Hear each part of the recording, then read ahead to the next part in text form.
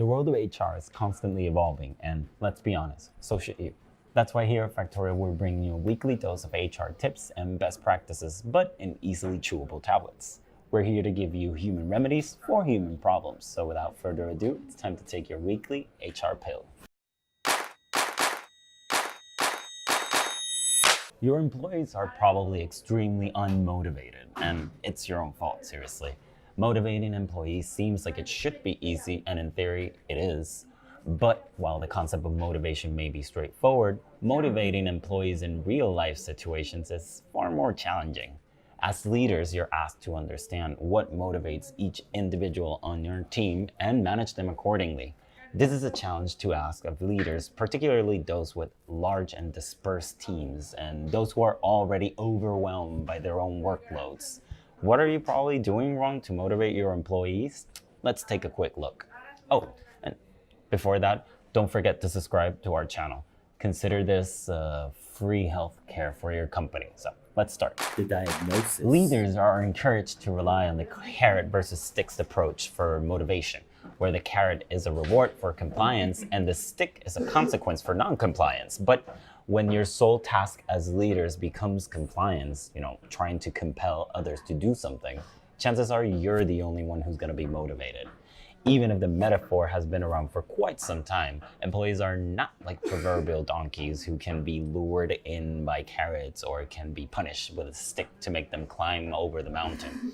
Never forget this. The psychological contract between an employee and their employer goes way beyond the pay and the rations or the rule book. Psychological contract is a combination of unwritten mutual obligations and expectations between the employee and the employer, which can be specific to individual employees and can actually change over time.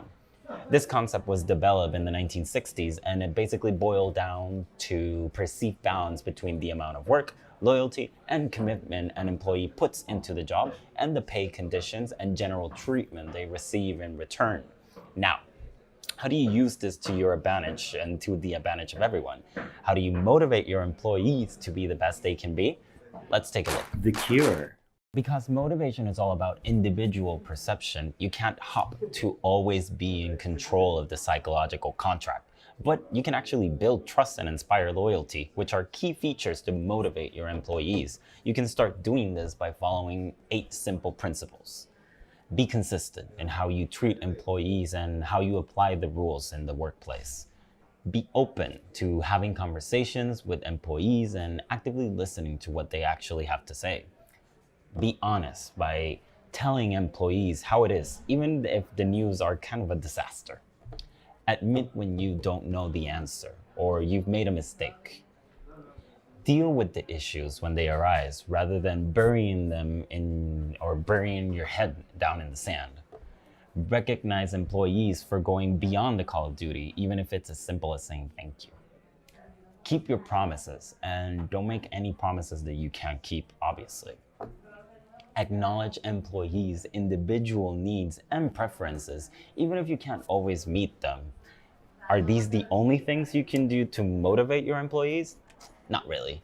It's also another thing and another suggestion that you open dialogue that embraces the key concept that motivation is less about employees doing great work and actually more about employees feeling great about their work.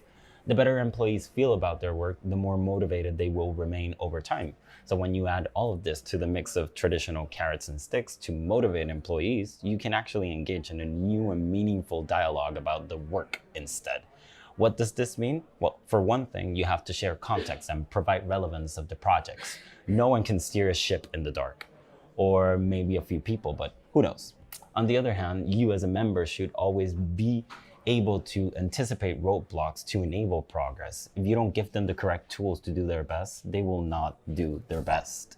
And finally, check in to assess your own motivation, because if you're not motivated, how do you expect your team to be? The prescription. Don't rely only on old methods and tricks to motivate employees. Talk with your team about the relevance of work they do every day. Be proactive in identifying and solving problems for your employees, and actually try to recognize employee contributions in specific, meaningful ways on a regular basis. Connect with your own motivation and try to share it freely with your team. Pull out the carrots and sticks, but also have a meaningful conversation with them. You'll be well on your way to leading a highly motivated team. Trust me, just follow this. Subscribe to our channel and stay up to date with the latest remedies to help your company be as safe as possible and as healthy as possible. So share your thoughts with us in the comments, and thanks for tuning in to HR Pills. See you next week.